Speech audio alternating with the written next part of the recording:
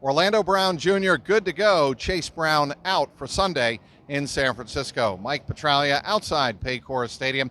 Here on Friday, the Bengals wrapped up their on-field work in preparation for the 5-2 San Francisco 49ers Sunday afternoon, 4:25 p.m. Eastern Time kickoff at Levi's Stadium in Santa Clara, about 45 minutes south of San Francisco proper.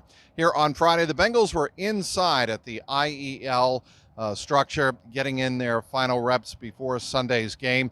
Couple of highlights. Chase Brown was not there. He suffered a pretty significant hamstring injury during Thursday's full pads practice, not on the field on Friday. After practice, the Bengals head coach, Zach Taylor, confirming he will be out for Sunday.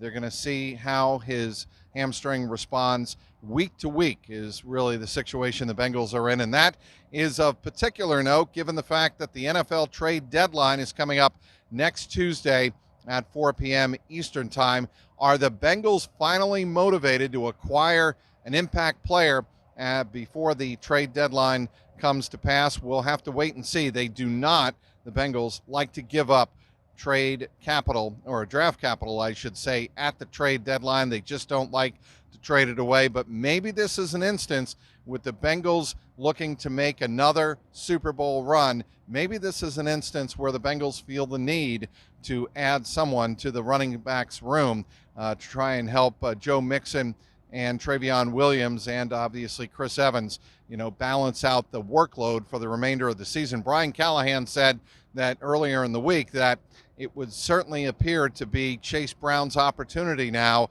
to pick up some extra reps as they try to pace Joe Mixon out for the rest of the season. But that is not a possibility now, at least for the foreseeable future, because of the hamstring injury suffered by Brown on Thursday during practice. Another highlight from Friday morning in the IEL structure was the work of Orlando Brown Jr. Zach Taylor telling us after practice he is indeed cleared for the game on Sunday. He will be the starting left tackle. He'll get a lot of reps and be tested quite a bit by the one and only Nick Bosa on Sunday afternoon. We'll see how Orlando Brown Jr.'s groin responds to that, but it is a good sign for the Bengals coming off a bye week that Orlando Brown Jr. was able to get the treatment and is indeed ready to play this game. He certainly looked spry. He looked strong. He was coming off his stance very well on Friday during individual time before team periods and the closed portion of practice to the media. But during the open portion to media,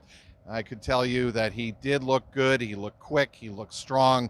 So that's a good indication for Sunday in San Francisco. T. Higgins made a couple of catches over the middle, including one nice one on a crossing route in red zone work. Again, individual time during open media session on a pass from Joe Burrow. So T. Higgins not even listed on the injury report. That is very good. So it appears his ribs are healing quite well. He joked with reporters here on Thursday, I think my ribs are good, but I don't want to test it by getting hit right away. I'd rather not get hit if I had my druthers, but still T. Higgins seems to be in good spirits. And the Bengals offense hopefully gets back on track for their sake. They need another quick start. Zach Taylor emphasizing that once again here on Friday, and the trend that he has seen in a couple of the games that the Bengals have won against Arizona and Seattle. They are able to get out to quick starts, maintain control of the game, and play complementary football. That is going to be of utmost importance for the Bengals on Sunday in San Francisco. What about Brock Purdy? He was back at practice and back from concussion protocol on a Thursday afternoon, taking some reps early in practice and doing some individual work.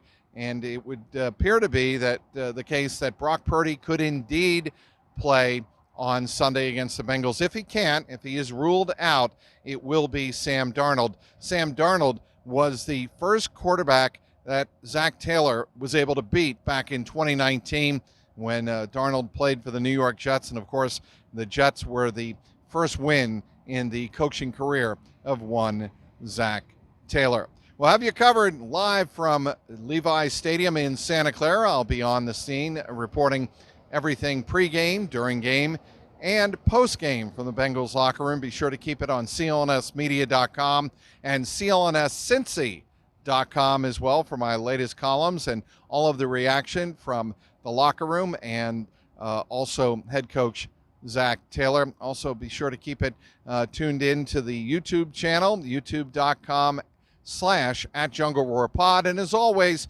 on Twitter @Trags, TRAGS. Outside Paycor Stadium, Mike Petraglia, CLNS Media.